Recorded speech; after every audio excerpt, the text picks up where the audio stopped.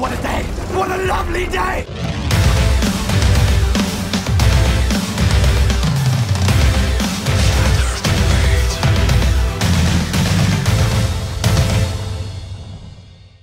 Welcome to Flat Earth Debate. I'm your host, Nathan Oakley, and if you are new to this channel, or you've not done so already, be sure to subscribe and hit the bell notification icon to keep up to date with the Flat Earth Debate.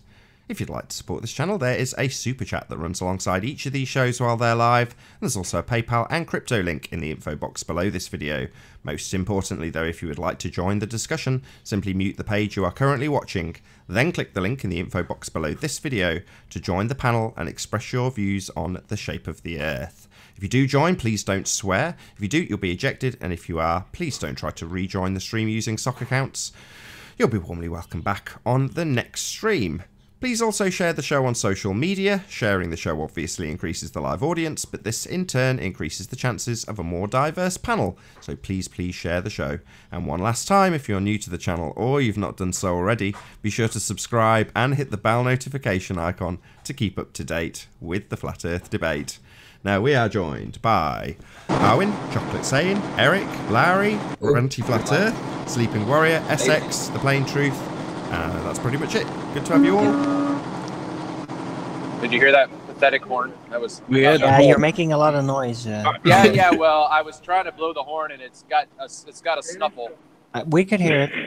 Anyway, good afternoon. Good morning. Yo.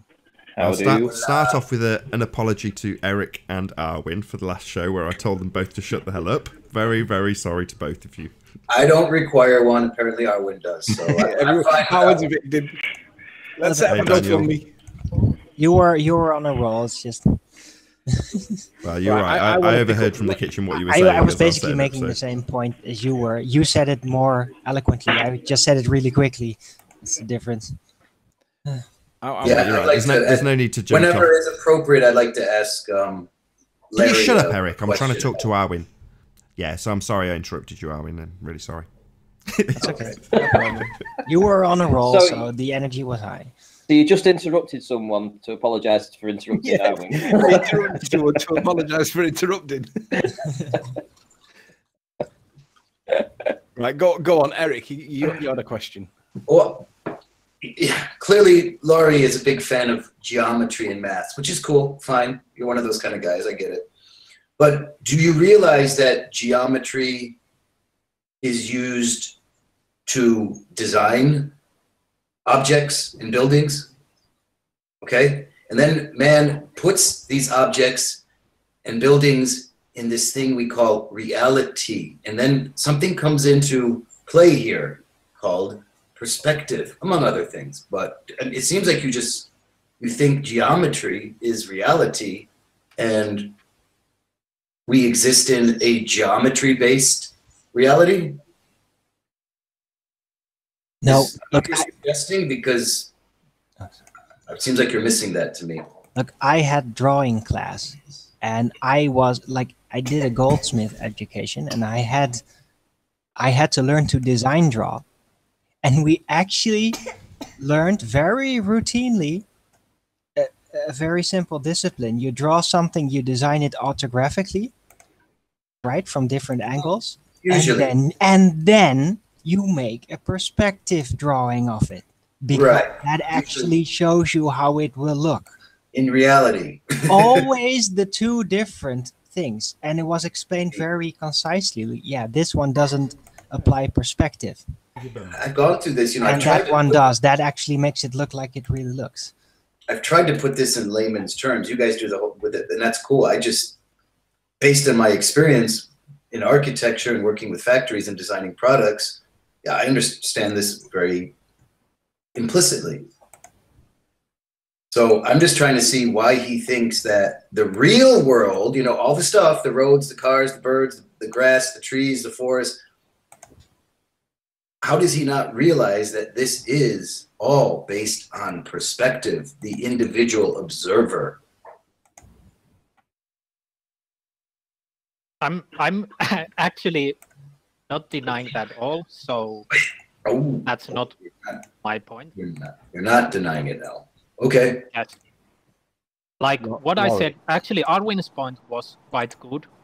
So what I could say based from that is both the orthographic view and the perspective view work. They have different purposes, but there is no good reason why not use the They have different purposes. well. That's right, Laurie. Right. One is a design purpose. The other one is to give an impression how it actually looks, what you're actually going to be seeing. Oh, it's more. It's not so much design. It's more manufacturing or construction. That's what the purpose of that is.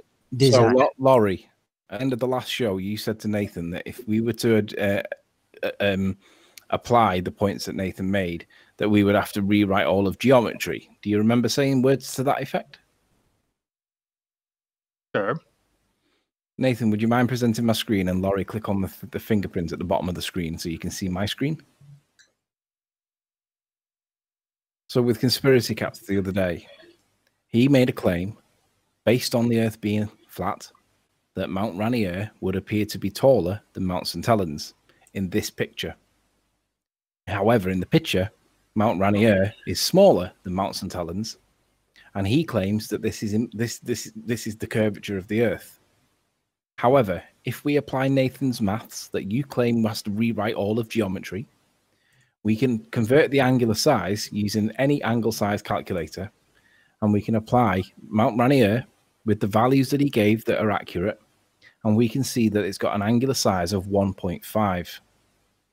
If we then do Mount St. Helens, and we use the full height of it, not the slopey bit at the side that I couldn't verify, but the whole height of Mount St. Helens, we can see that at the distance that he gives and the height of 2550 meters, that's got an angular size of 1.68. We'll call that 1.7. So 1.7 against 1.5. So we can see with already existing geometry that angular size is a thing, and we don't have to do any silly maths with using tan or the things that he demonstrates in this picture. So your claim that you'd have to rewrite all of geometry if we were to accept Nathan's point is wrong, because the maths is already there.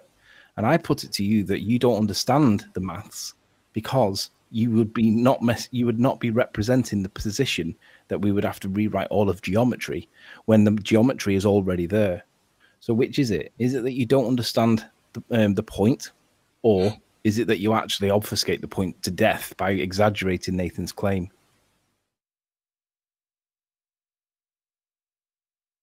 Why are you using orthographic view? I'm not. I'm using perspective.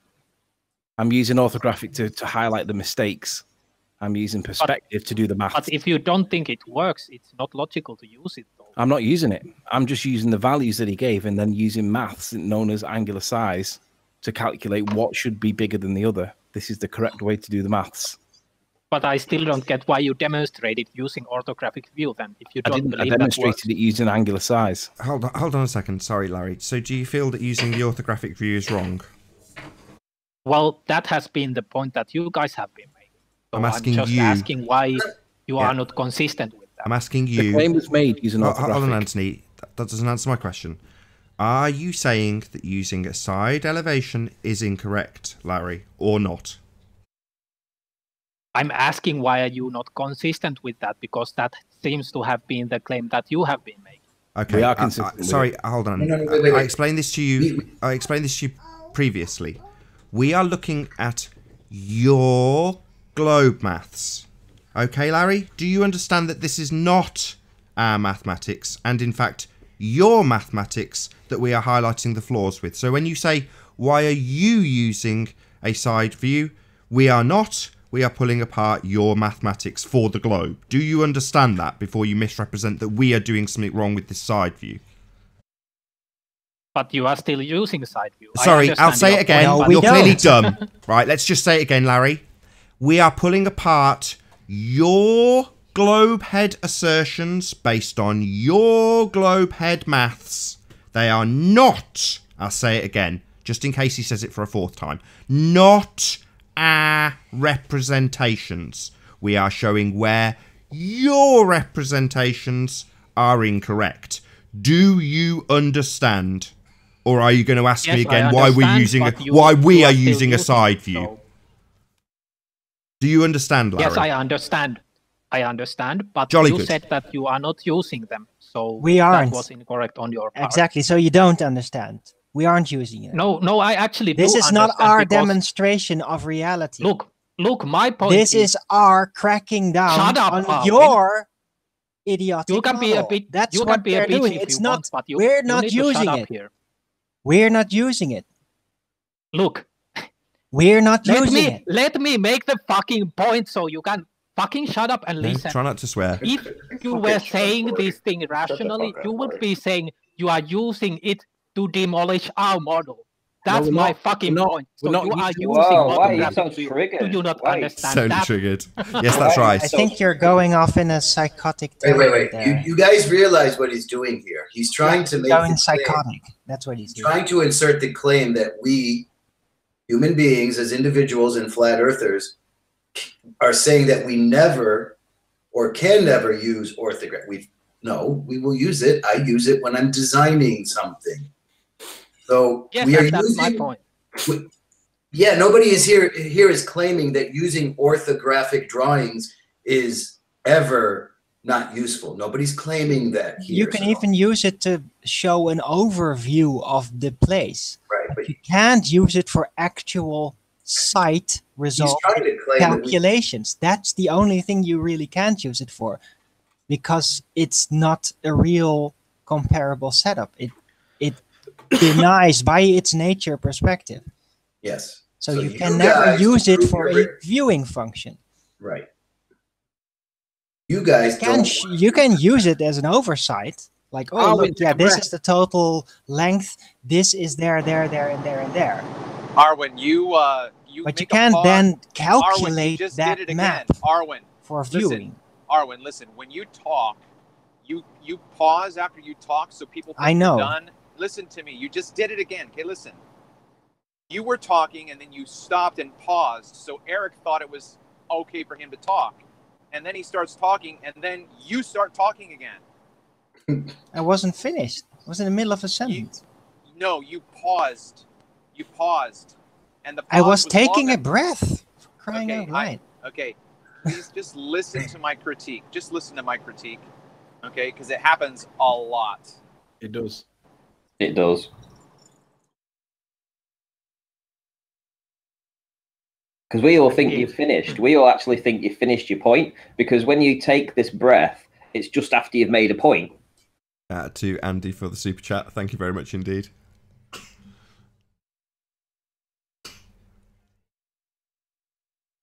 I'd just like to say, Laurie. How?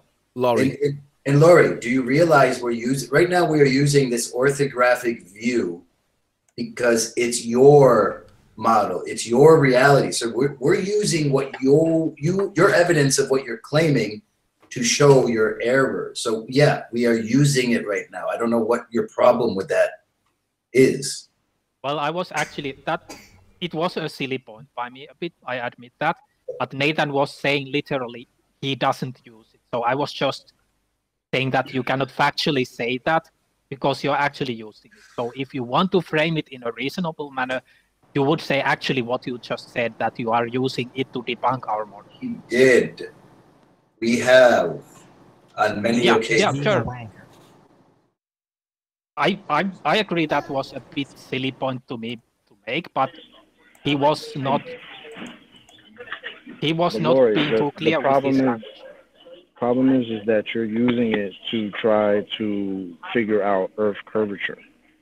We're using it to show you where you guys are wrong, that you can't use this for Earth curvature, because you're using this to try to analyze pictures that aren't taken in this view. You understand that that's a problem, right?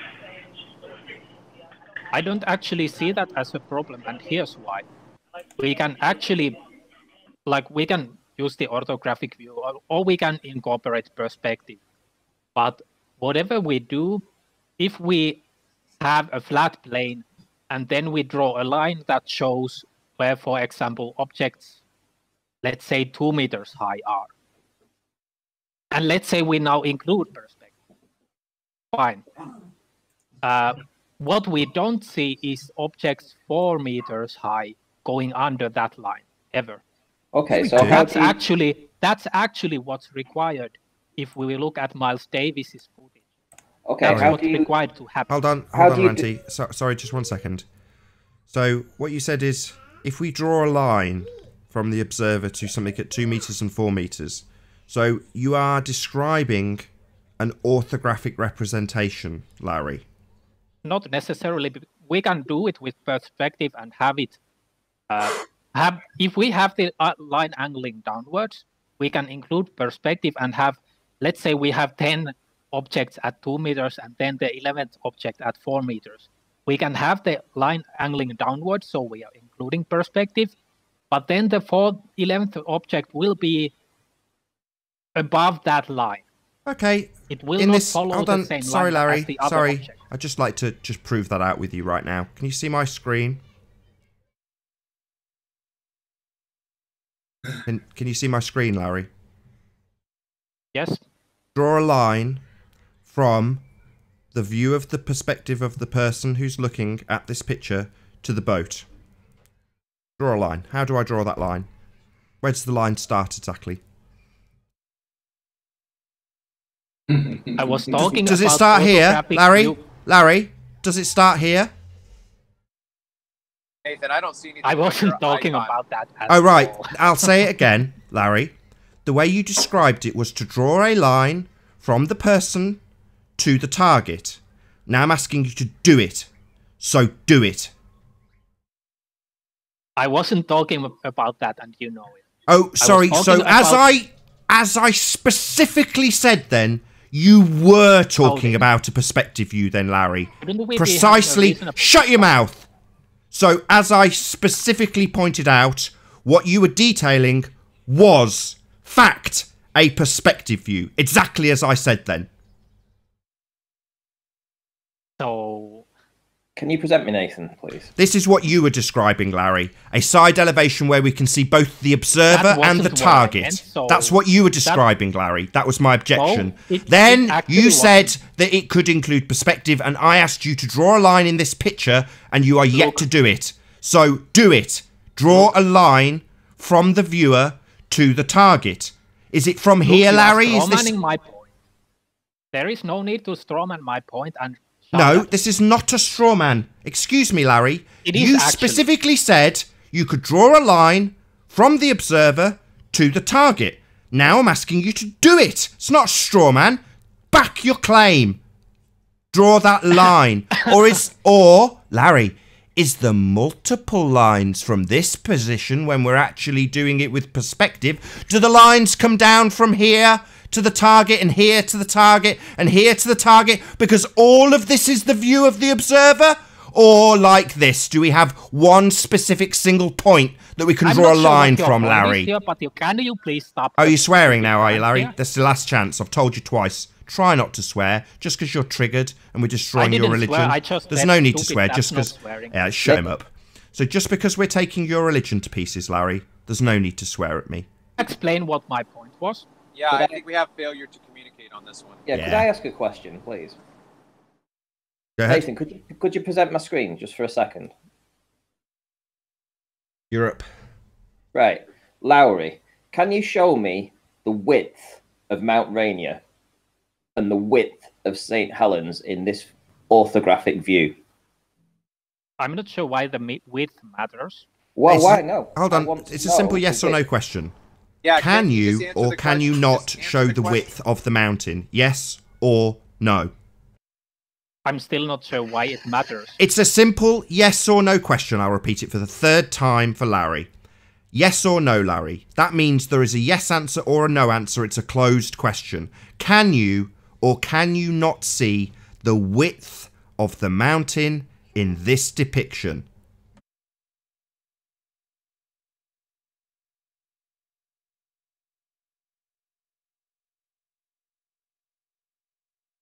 Yes or no? Yes? Oh, No? you Nobody talk. Larry, do you need the question repeating? Could you not hear it? I heard it.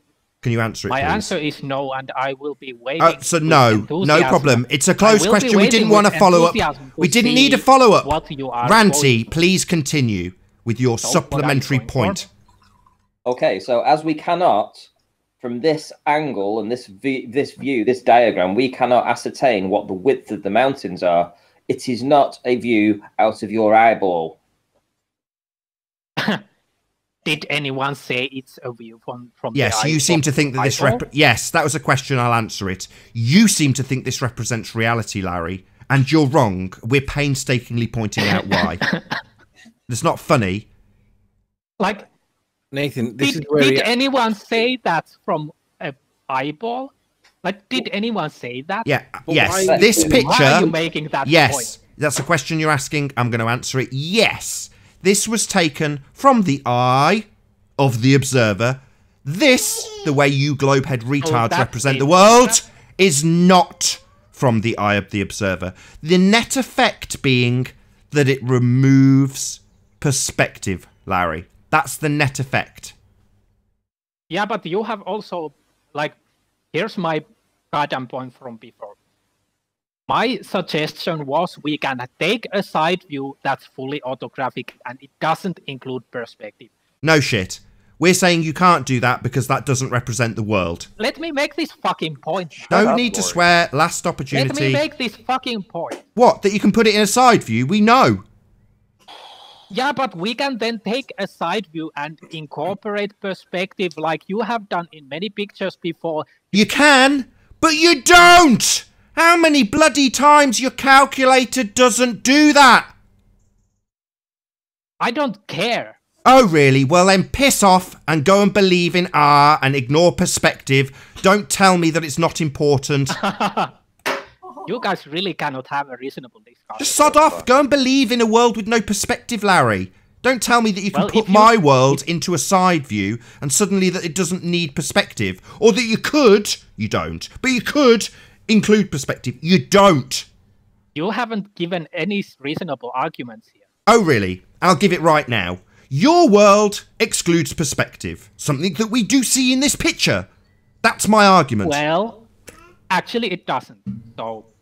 Oh, sorry, this picture doesn't include perspective. Are you brain dead? No, our worldview doesn't exclude perspective. Yes, it does. We've just painstakingly took you through it on several occasions. By using the whole numbers, the absolute sizes of things, which do not change on the left-hand side or the right-hand side of the picture, you completely ignore all angular relationships of anything in the picture. Because in this view, you can't draw a single line from target to observer. There are multiple lines, resulting in angular relationships and not absolute sizes that are dealt with in your calculator. That is how you remove perspective. It's about the 6th time we've explained it to you on this show today.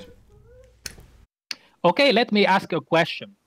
If we were talking about how orthographic view works... We're not. We're talking about how the world works. Are you deaf and dumb and stupid? You want to talk about how an orthographic world works. We don't, because that's not the world. So no, don't ask how we can talk about orthographic. This is not an orthographic view. Are you dumb? Do you see an orthographic view on your screen, dumbass? Look, you used... It's another closed question. Another closed question. Do you see an author... Right, I'm just going to kick you out, Larry. It's a closed question, Larry. Just keep talking. It's a closed question. Closed question, Larry. Closed question, Larry. Do you see an orthographic view on screen? You presented it before. And then you do you see an orthographic view or not? You presented an orthographic view before. No, this. Our model, and then I don't care. This. Question. I'm just going to kick you out. This is descending into nonsense. Either you answer my questions, Larry, or I kick you out. What we were talking about. Yeah. Do you see an orthographic view on screen or not? We were talking about orthographic view, then you changed what we are actually talking about. Why? No. So what we were doing was presenting an orthographic view to demonstrate how your world is wrong. You then told us that an orthographic representation was wrong and we shouldn't be using it. Even though we're taking your calculator apart, now you're trying to tell us that we should use an orthographic view for this. Why did you change the question? Oh, piss off, Larry. I'm sick of you. You're just a wanker. Sod off. No, he's more than a wanker. Jesus. He is a retarded, pathological, lying sociopath. Let me close my point with Lowry. His claim was that if we were to accept Nathan's point, which isn't actually Nathan's point, it's everybody's point on the panel, that we would have to rewrite all of geometry. And that's just not true. The geometry is already there. It's just they refuse to look at it because it doesn't. It's basically putting your fingers in your ears and going la la la la la la, and we're saying that's foul. So it's and also just one quick thing: geometry is cool. It's useful to build things, buildings, objects, and then we put them in reality. So no, we don't need to rewrite geometry. We just have to understand that geometry is for items, for singular things. It's not for the world we live in. It doesn't create the world we live in. It creates things. Of course, that's the whole point. That's why when Nathan asked him, "Can you make an orthographic view of this image?" he just said, "No, you can't." In his mind, geometry is reality, and it explains everything perfectly in reality. From the position of an observer. But the very fact that he looked at this picture and can't make an orthographic view out of it, that actually proves that he can't do it. It hurts his feelings. You know what I mean?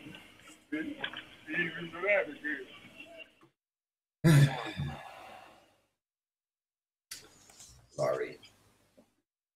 Yeah, I'm tired of it. I'm tired of explaining things 5 times to people while they just talk over you when you get to the crescendo rather than actually conceding or saying, yes, I appreciate that this doesn't include perspective, that this picture here has both, as Ranty pointed out, the left-hand side of the mountain and the centre of the mountain and the right-hand side of the mountain, whereas their orthographic view only lets you do an individual side slice without perspective of one target at a time in isolation with isolated angles to that one target. So you can't analyse how big the boat is compared to the mountain. You got one target. Hi, is it Quark? Q-Mark, is it? Q-Mark, hello.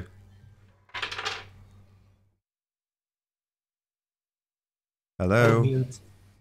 You're on mute. I think it's time for Q-Mark to go. Bye, Q-Mark.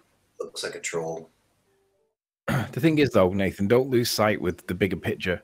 The bigger picture is, yeah, it's annoying when they do this, but they have to do this because they can't allow perspective to be considered. They have to try and play this dumb card where, well, why would you want to do this? And the reality is things do get smaller.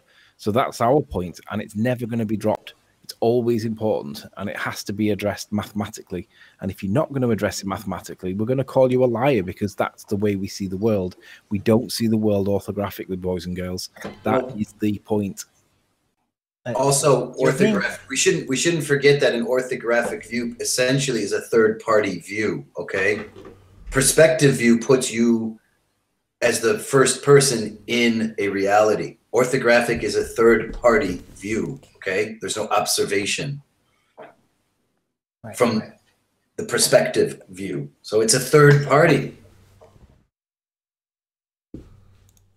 Who's this Bob Nude? Bye. Troll. Permanent block. Nathan, don't lose sight of the bigger picture. They've got to obfuscate this point, and that's all he's doing. And I think most people are getting wise to it now. They realise, but in the context of conspiracy cats, he's doing the same thing. He has to obfuscate this perspective point by claiming that there was a trap. There was no trap. You haven't accounted for perspective. Your maths was adjusted because, and that's the bottom line. They've got to do it at all costs. But do you think I should just continue to let them obfuscate for half an hour with the same point over and over and over again, with them slightly juxtaposing our position against their misrepresentations of the world? For instance, saying, why are you using a side view? Well, we're picking apart your calculator. Well, you said side views were wrong. Well, no, you're using a side view to represent your world view, not the actual world that we see. If there's anybody in chat that wants to join just to stop this lunatic trying to join, it would be helpful. But no, it's a necessary evil, but I think the way we could deal is to perhaps remind the audience, whilst this point's being obfuscated, that he is literally obfuscating. And rather than question and attack him, we should reassert our position over the top of him, because that is what's happening. Hello, Stuart. Are you a real person? Stuart, hello. Oh, he's took Arvin out. Oh, wow. Arvin won't be happy. And you are we can come Urban's back still in. here. Hello. Hello, Flat and Earth. Good to have you. Hey. With one more panel member, Did you guys- someone random from the audience wishes Did you guys- to join. Oh, Stuart Spencer's removed Eric and Playing Truth as well. And me. Am I here? No, you're not here.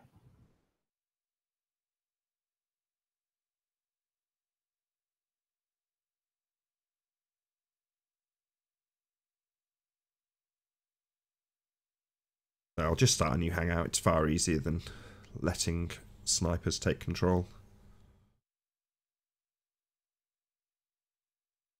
So if you can hear this, Arwin, I'll get you back in ASAP.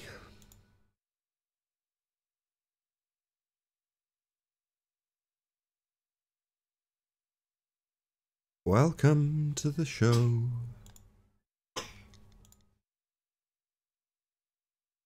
This should be the work of but a moment.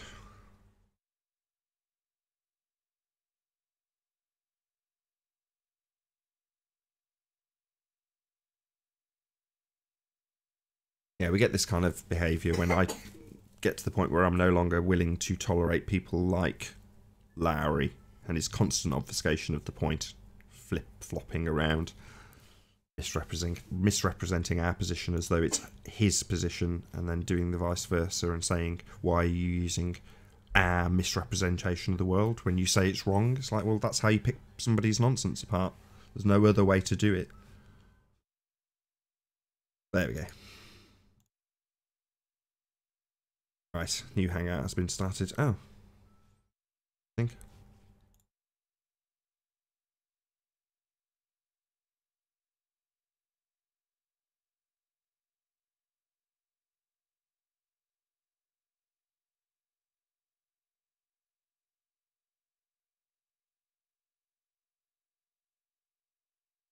Let's try that again.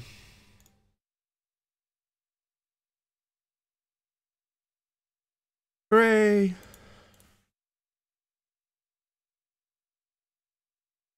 All working. Excellent, excellent.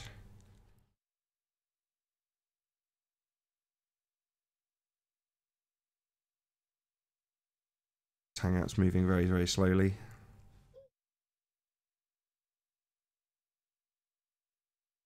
Where's my toolbox? Ah, there we go.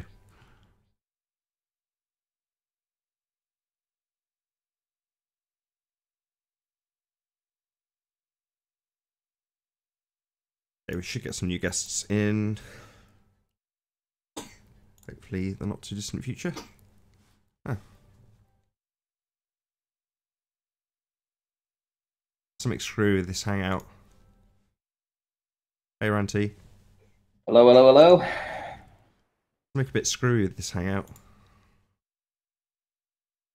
Um, Well, we'll see how we go. We've only got 20 minutes left or so. I had something to present as well. There, it's done it again. Keeps knocking off my screen share. Hello, hello, hello. What? Hey Travis. Hey Eric. Hola. Put that Stewart on a block list. Seems like he came in and crashed. Yo, yo. Hey Flat and Earth. How do? Hello. I mean, maybe I should take the blame for that, because presumably a member of the audience is pissed off that Larry's not getting to obfuscate the point continually for 6, 7, 8, 9, 10 times. Hello. Hey Arwin. Well, Hey my Chocolate. panel's weird. Hey Sleeping Warrior. Yo.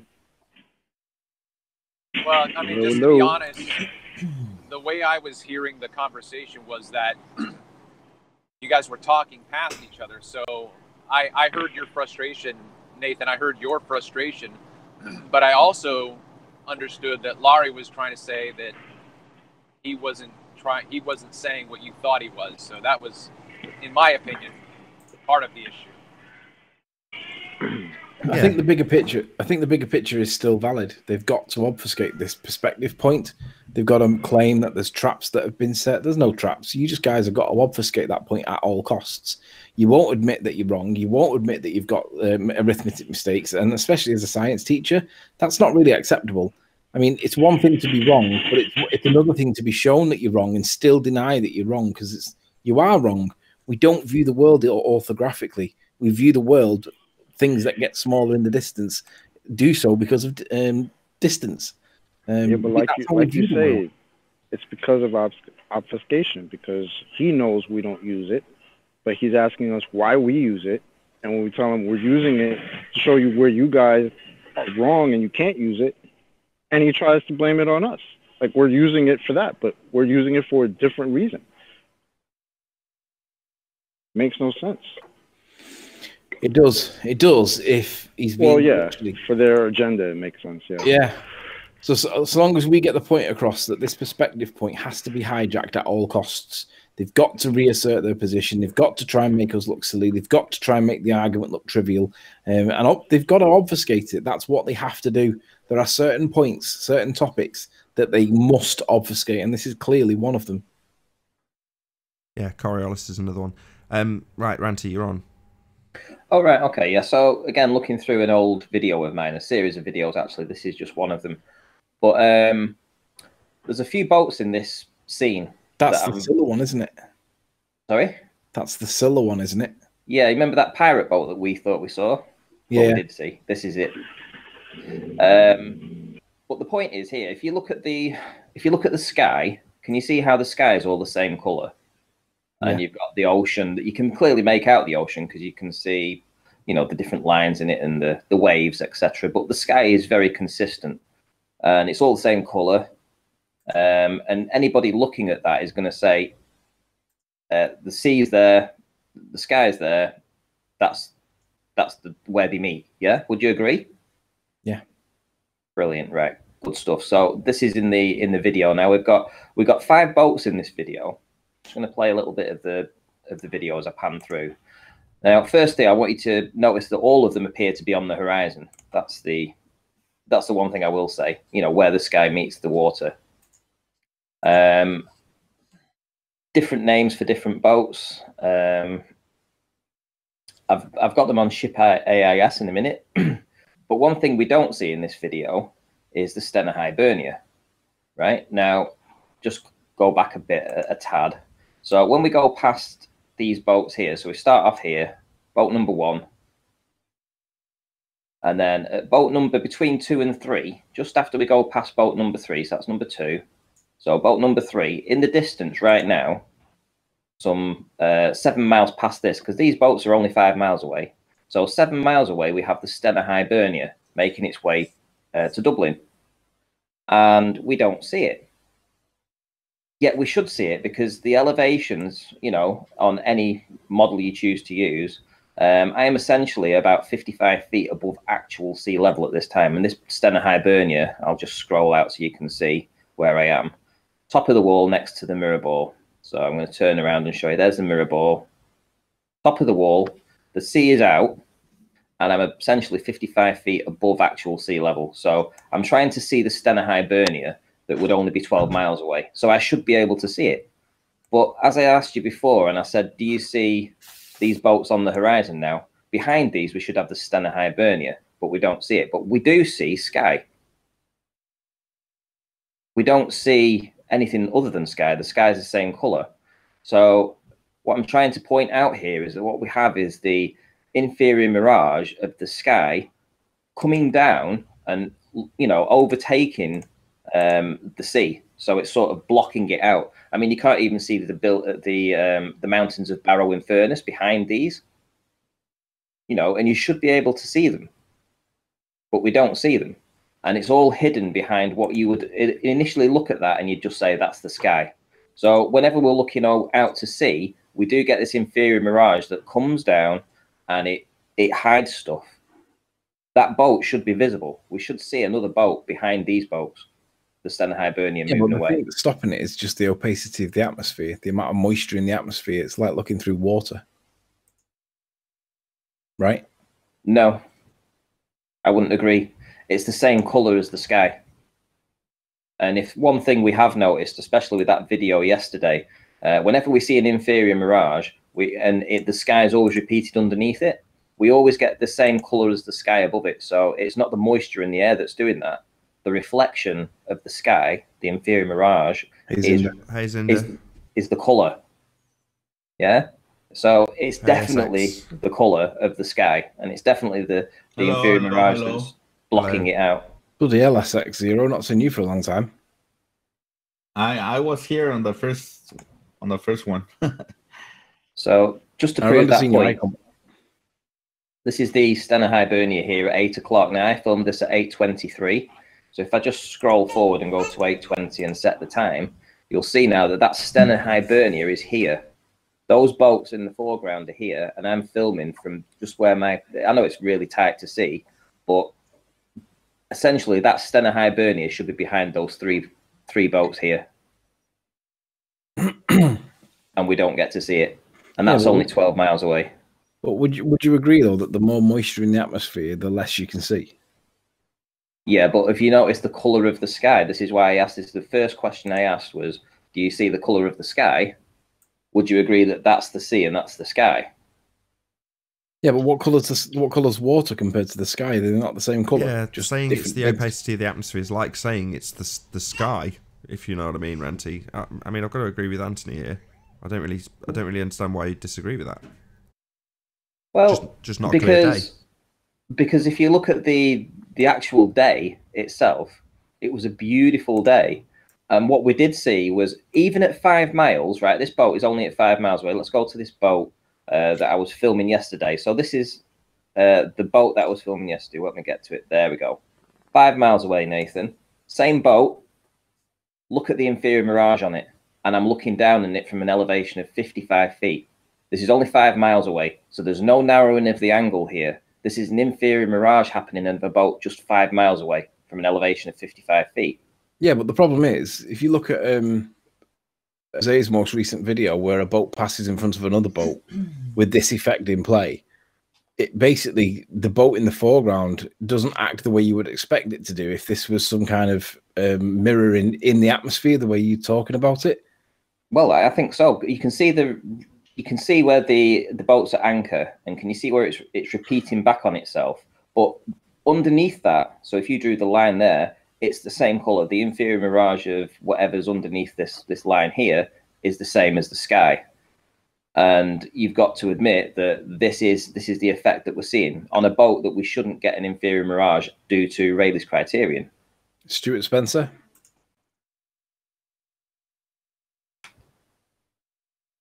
He's the guy who sniped everyone last time. We still get everyone. Yeah, I think so. He didn't get anyone.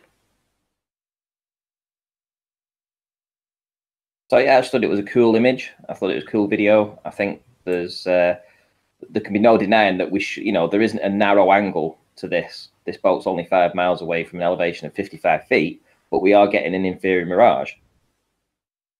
Yeah, maybe there's more to it, but the inferior mirage with the reduced angle does cause this mirroring.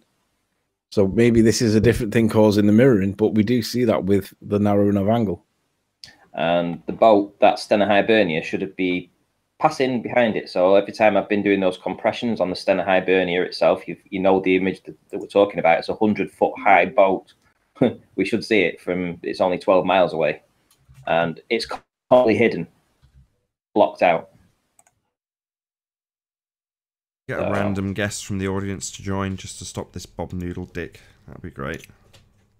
Bob Noodle. Noddle. Anyway, just thought I'd share that with you. Thank you, Ranty. Another, you wouldn't be able to tell where the horizon. Muted you, Ranty. If you took the theodolite out and tried to line up where the horizon was from that image, you wouldn't be able to.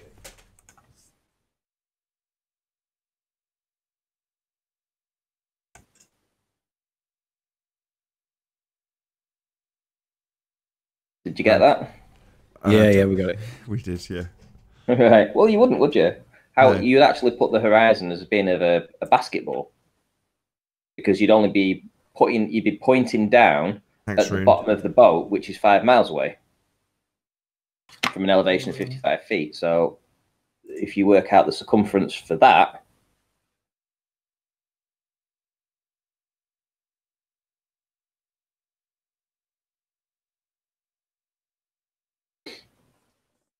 Lost the panel to Rune Thornton. No. Oh, okay. Who's Rune? Rune does normally have a mic, though. No, I know. He's just joined as placeholder. Thank you, Rune.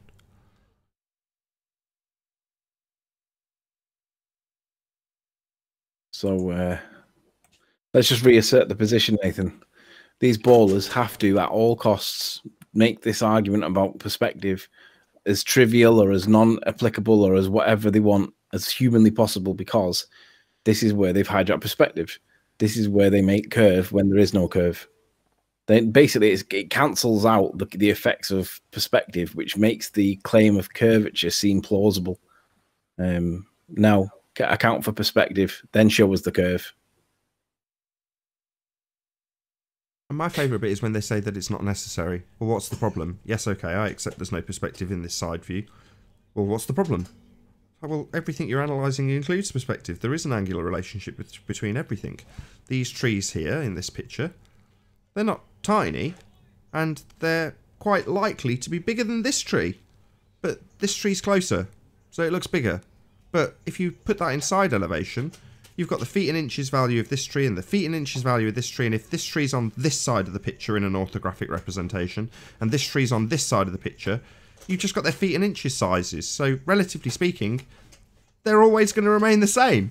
But clearly, in the picture, this tree looks, it has a bigger angular size, bigger than this tree.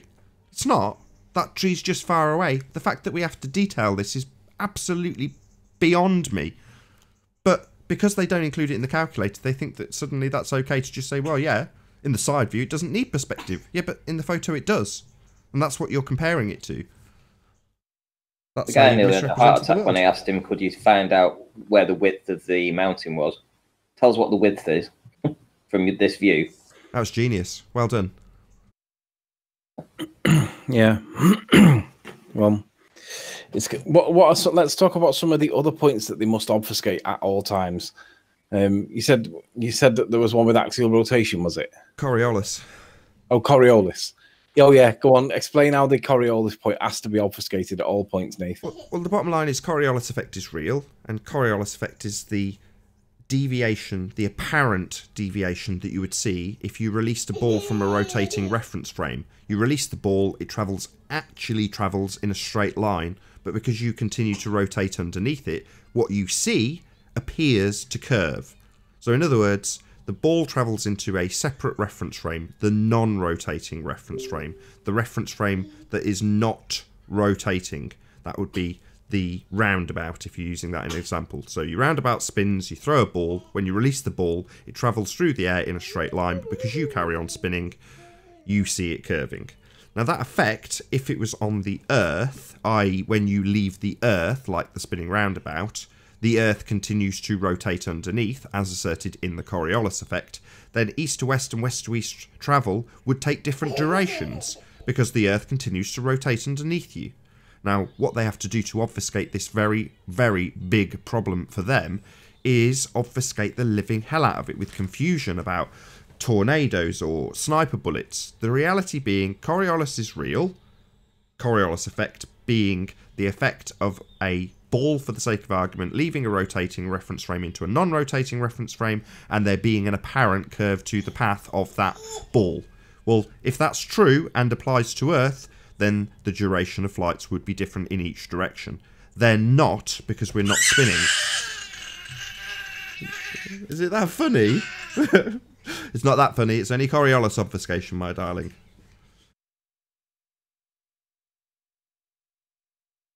So yeah, they have to obfuscate the hell out of it and say that things that are ludicrous, like the atmosphere is attached to the Earth and rotating with the Earth. It's like, well, if that's the case, then there is no Coriolis effect. If that were the case, right? Since the rotation is supposed to go from let me make sure I'm saying this right. If the Earth is supposed to rotate from east to west, right? Or is that west to east? Sorry, I couldn't hear you. My kid was screaming. The Earth is supposed to be rotating east to west or west to east in their fake globe model. The Earth rotates from the west to the east. West to the east. So if I'm flying from New York to California, it should be a faster flight. Yeah, that's the whole point. Powered flight is a problem.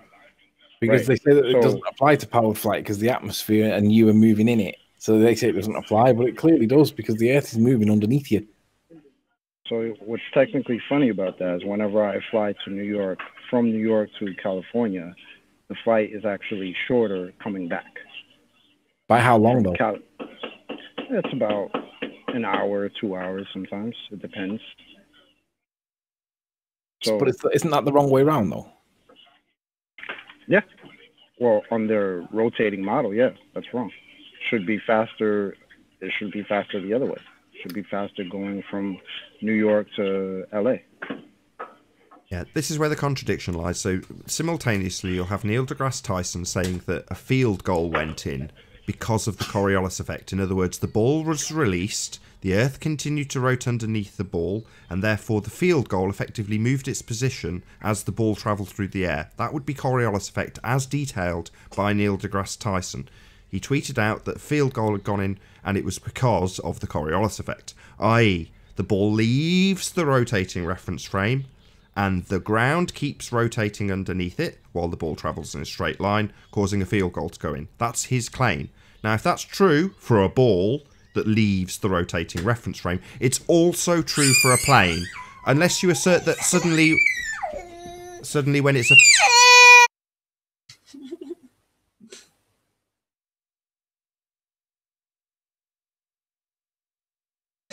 Someone else pick up the conversation?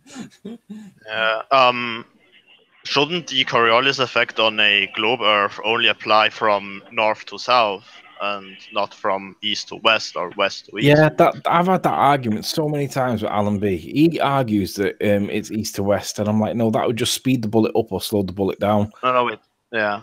I mean, yeah, please go on, sorry. Yeah, you're right. It only applies if you're firing north or south. It doesn't apply when you're firing east or west. That I've never understood that. Why are we talking about east to west then, or west to east? I mean, what does it matter? I brought that up because Lite was talking about the rotation, and you know, it occurred to me again because I've flown a few times. But yesterday I was looking at flights going from the East Coast to California, and I'm looking at how the flight times are shorter coming back. Which doesn't make any sense because we're supposed to be spinning 1,000 miles per hour in the opposite direction, right? I mean, I can answer you what they say on the Globe Earth model, why the flight from, I don't remember if it is from USA to Europe or Europe to USA, yet they say they use the jet stream, which is a the result jet of the stream Coriolis makes more sense. Right, but the jet stream makes more sense than the rotation of the Earth, because if the Earth is rotating at 1,000 miles per hour, I should get there in a half hour from New York. I should get to California. How fast should I get to California? I mean, imagine you travel at like, let's say 500 miles per hour, right? And then you have a like on a train. Let's take the air away because the air will always block you, right? So now you jump to another train, right? You are still having the same speed. So if you start with an airplane with 1,000 miles per hour and then you leave the Earth, you will still have 1,000 miles per hour on their model. It doesn't mean that they are right, yet logically it makes perfectly sense to me why it shouldn't be a problem that the Earth is rotating if you don't account the atmosphere in it. Well, we do count the atmosphere because it's real. Yeah. I was just explaining without atmosphere, right? Sure, but that's one of their techniques, is to suddenly remove the very thing that would be part of the Coriolis effect, the second reference frame. So they describe as though it's got no atmosphere, which makes no sense. They also do, similar to what you just did, describe it in a train a closed system when Earth is an open system with no barrier next to a vacuum. That's a different issue. But ultimately speaking, we aren't in a train. We're in an open system. And according to Neil deGrasse Tyson, when something leaves the rotating reference frame of Earth, it travels in a straight line, exactly as the Coriolis effect describes, and the Earth rotates underneath, causing field goals to go in where they may not have done if the Earth wasn't rotating, according to Neil deGrasse Tyson. Well, if it's true for a ball, it's true for a helicopter. So are you saying that helicopter travels upwards, not left, not right, not any direction, and the Earth will continue to rotate underneath the helicopter at 1,000 miles an hour at the equator? No, of course not. Well, I mean, if the Earth was rotating at 1,000 miles per hour and you leave with an helicopter, the helicopter will still be moving with 1,000 miles per hour in the same direction as the Earth, so there would be no difference. If that was the case, Cinder, then you've got... If that was the case, then there's no Coriolis effect, because you've only got one reference frame. If the Earth and the atmosphere are attached, as you're describing, and you take off in your helicopter and, well, the atmosphere is travelling with the Earth, then you're not travelling into a second reference frame. Then you've got no Coriolis effect to describe. So I would agree, yes, the helicopter takes off, and doesn't move left or right from where it took off from, unless you put an input command into the helicopter's yoke. Well, if you don't, then it won't. But that doesn't mean that the Earth is rotating and has the atmosphere rotating with it. Far from it. If that was the case, then there isn't a Coriolis effect. Yeah, I mean, the Coriolis effect, according to them, only applies from north to south, right? Not from east to west. Well, if so the Earth's... once you... Sorry, go ahead, once you enter... Sorry, once you go north, the Earth supposedly spins slower because of the shape, because of how a ball is made. And then you always enter another reference frame where the Earth is spinning slower and slower and slower. So this is what they say is the Coriolis effect. I mean, it doesn't have to be true yet. Logically, to me, it makes perfectly sense. Maybe I'm missing something. Well, yeah, if you've got two reference frames creating a Coriolis effect, then you've got two reference frames, Inder. One rotating, one non-rotating. Well, if you're going to assert that the atmosphere is the second reference frame, like Neil deGrasse asserts, he releases the ball into the second reference frame, and the Earth continues to rotate underneath the ball, travelling in a straight line, then you've got two reference frames, Inder, not one. If you have the ball travelling through the atmosphere and the atmosphere is carried along with the Earth, then it doesn't deviate. You've only got one reference frame. No Coriolis effect. So to say, well, it makes sense that you take off and if you travel north to south, you'll experience the fact that the Earth rotates underneath you in a separate reference frame, but not east to west or west to east. Well, it's either a separate reference frame with the rotating Earth underneath it, or it's not. If it's attached, it's not, and no Coriolis. If it is, then the planes need to take different durations east to west, west to east, because you've got an Earth turning underneath you. You haven't, we're just stationary, we're not moving a smegging inch. I see the other reference frames I see as, let's say, the equator at 1,000 miles per hour, and then the next reference frame would be a little bit more north with 999, 998, and always enter another one. No. When I use the roundabout, right? I've got a roundabout. On the outside edge, I'm travelling faster than on the inside edge, right? That's what you're saying. Well, they're different reference frames. No, that's one rotating reference frame. The fact that it has different speeds going towards the centre doesn't mean it's a different reference frame going towards the centre. It's the same rotating reference frame. One reference frame, Cinder, not two, because there's different speeds going towards the equator in your globe world. No, it's a singular rotating reference frame. And when a ball, like Neil deGrasse Tyson says, leaves that rotating reference frame, in the course of the field, it's not travelling to a different reference frame further up north. No. In order for there to be a Coriolis effect, it leaves a rotating reference frame that continues to rotate underneath it. So if you're saying the Earth's carrying its atmosphere with it, well, then where are you getting a Coriolis effect from? You're not. We don't. We haven't. Yeah, I guess I should look up reference frames then again, because it seems like one of us didn't understand what a reference frame is. So I'm going to concede to that point and look again at reference frames. It doesn't, what I said before, it doesn't mean that I believe in a ball. I just meant that logically it kind of made sense to me with my definition of reference frames. So, Look, yeah. look, Zinder, just for an example, because you asked me before how long, right, the flight. So I'm looking at just where I just picked a one flight, 2 destinations by sporadically, right? So from Boston to Phoenix is 6 hours, 13-minute flight, right? Now back from Phoenix to Boston is a 4-hour, 43-minute flight. Yeah. You see what I'm saying? So now if the Earth is rotating east to west, right? When you take off from New York, or I'm sorry, west to east, when you take off from New York, the ball should just Phoenix should just rotate right towards you. So that should definitely be a shorter flight if you're in the air, because it's a separate. Obviously, it's a separate reference frame, right? So how could that flight be shorter going against the rotation? It makes no sense. I don't think that's what it would do on their model, because, as I said, it doesn't rotate. I mean, once you leave the Earth, like say once you jump, do you want to say like once you jump off the ground, the Earth should rotate under you and then you land at another place? Yes, that's what the Coriolis effect is. On screen now, Zinder, you have the definition from Wikipedia of 2 separate reference frames and the Coriolis effect. The one reference frame is this. Let's just do it on my so you can see it too. This is a rotating reference frame. It rotates. See this line moving in a rotating motion? That would be your first reference frame. We'll call that Earth. Rotating.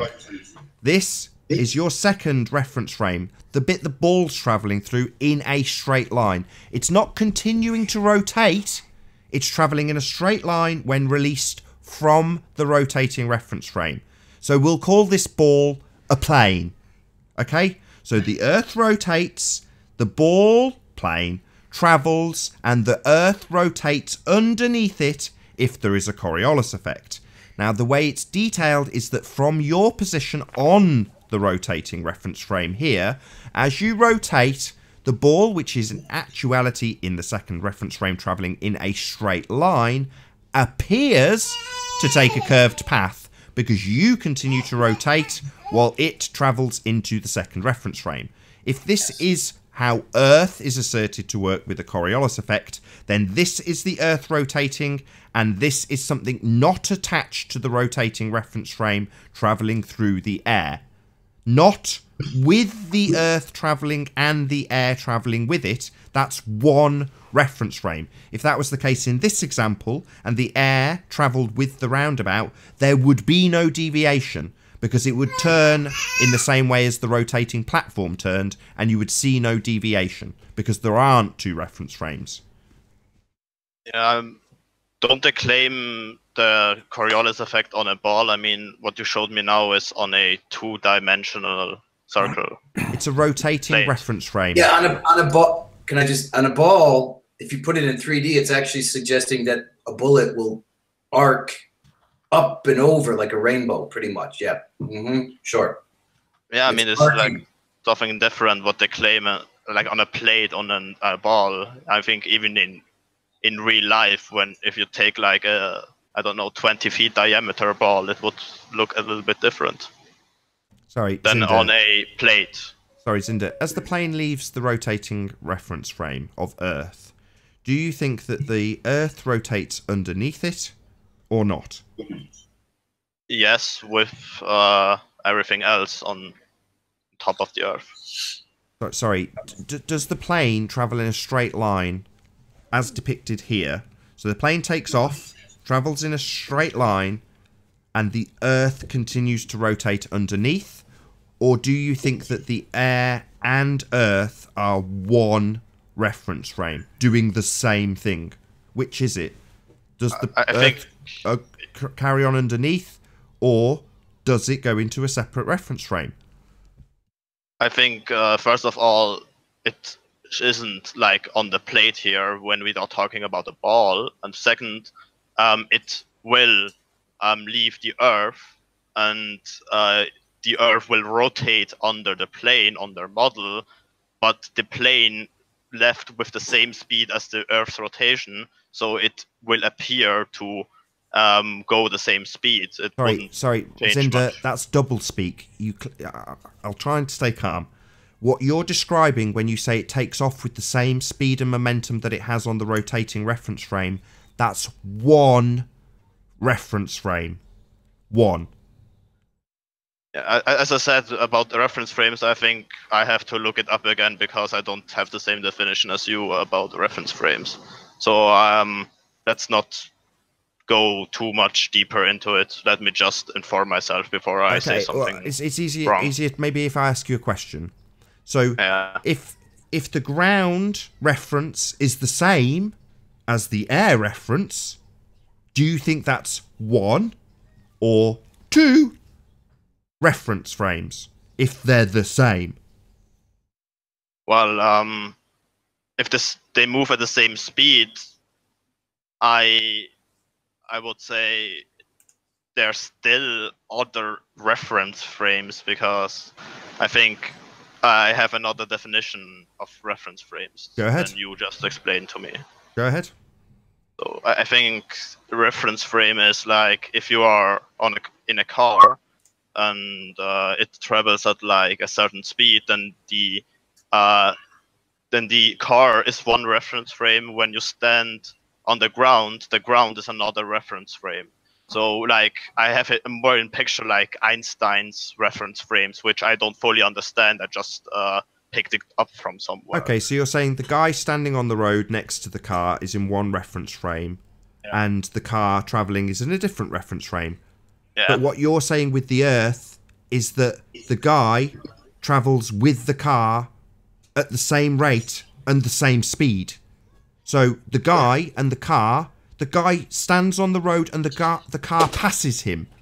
Two reference frames. One moving, one not moving. Now, when you translate now you translate that example into a plane taking off and staying at the same momentum as the reference frame below it, because they're very different things, Zinder. You don't seem to be getting it. I've kept the show open live till you get this, because if it's still traveling at the same speed when it leaves, it's in the same reference frame. Yeah, let's say one reference frame, all right. I get what you mean. Excellent. So if you've got one reference frame, you don't have Coriolis. Yeah, here is where I understand something else about reference frames, because Coriolis on the globe Earth model describes north to south. So you leave at 1,000 miles per hour, and then you enter 999 miles per hour. This is a second reference frame because this is a second speed. No, then you enter that's 998, wrong. 997. Zinder, no. This platform here that's turning, it isn't two reference frames when you move further along the rotating platform. This bit of the platform moves faster than this part of the platform, but it's still one reference frame. A individual, one singular rotating reference frame. It doesn't have to be a single bar around the edge that has a fixed speed. The whole platform does rotate at different speeds depending on where you stand on it, but it's still just one reference frame. It doesn't matter that this bit moves slower than this bit. That makes no difference. It's one reference frame, and when you leave it, you're in a different reference frame. If you don't leave it, i.e. you continue to rotate the same as the reference frame, then there's only one reference frame and no Coriolis. Yeah, here is where I think I had another definition of reference frame, because this plate rotating, I've seen like when I look at it in my mind, I see like almost infinite reference frames, because every single millimeter you move to the outside has a different speed. So my mind, I have different speeds. Okay, I understand that. So let me ask you this then, Zinder. So they've all got different speeds from here to here to here. why is it that when the ball is released, that doesn't seem to affect it in the slightest? Look, it travels in a straight line, and it doesn't seem to matter that the platform underneath is rotating a different speed here to here. It doesn't affect the ball at all, does it? It's still travelling in a straight line. So in fact, because it's in a second reference frame, that doesn't make any difference. It doesn't matter how fast the platform's going underneath it, because it's in a second reference frame. So by you saying, well, if the plane travels along this bit of it at a different speed, that's a different reference frame. No, that defies Coriolis. The fact is that it's independent of the rotating reference frame. If you're saying, well, when on a plane, I'll travel at 900 miles an hour along with the reference frame when I move further north, well, then you're only in one reference frame, not multiple ones. If this ball was attached, it would do the same as the rotating reference frame. It isn't, because it's in a second reference frame. Yeah, I'm going to concede to that point. I'm going to look it up again, I think. I have to change my logic again to more flat earthy than before. Well, I mean, the bottom line is, if Earth is rotating, you would expect if there is a Coriolis effect and it's not attached to the atmosphere, you would expect things, as Neil deGrasse Tyson asserts, to continue in a straight line as the rotating Earth continues to rotate underneath that second reference frame. Whereas people like Rumpus and people like George Netanyahu will come on and literally tell us that the Earth and atmosphere travel as one, meaning there is no Coriolis effect in play. Because if you've only got one reference frame, it doesn't give you a second reference frame to give you what appears to deviate from your rotating vantage point. But they'll obfuscate the hell out of that. That was a really good point, Anthony, to bring it up. It's given us at least half an hour material, so thank you very much. And with that, I'm going to say, first and foremost, a huge, massive, enormous thank you to all of the live audience for tuning in and hopefully sharing this debate. And, of course, a massive thank you to all of the debating panel for making this debate possible. If you hated the show, then smash the dislike button, but then smash it again. If you like the show, maybe consider sharing it with a friend or subscribing if you've not done so already. Over on my second channel, starting in just a few moments, will be the pre-show that went out before this one, together with a repeat of the former show if you're a bit of a late riser and missed the first debate, so check that out on Nathan Oakley channel. I'll stick a link as the end credits roll. Once again, I've been Nathan Oakley, and I'll see you all in the next video. Oh, what a day! What a lovely day!